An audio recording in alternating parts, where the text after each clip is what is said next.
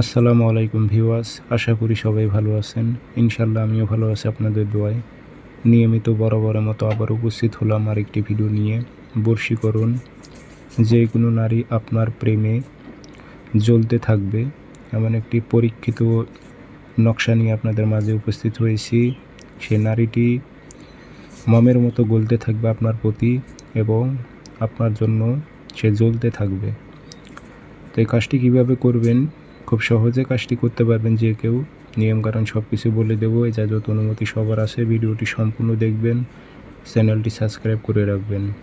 ব্যক্তিগতভাবে যদি আপনারা আমার থেকে কাজ করে নিতে চান অথবা কাজ শিখতে চান, যোগাযোগ করবেন 013315270334। ইমো আছে, হোয়াটসঅ্যাপ আছে। যারা কাজ শিখবেন অথবা কাজ করে নেবেন যোগাযোগ করবেন। তাবিজটি আপনারা লিখবেন বৃহস্পতিবারে রাতের বেলা। বৃহস্পতিবারে 10টা থেকে 12টার মধ্যে রাতে লিখবেন।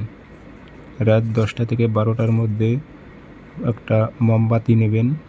সে মোমবাতিতে আপনি এটি খোদাই করে লিখতে হবে।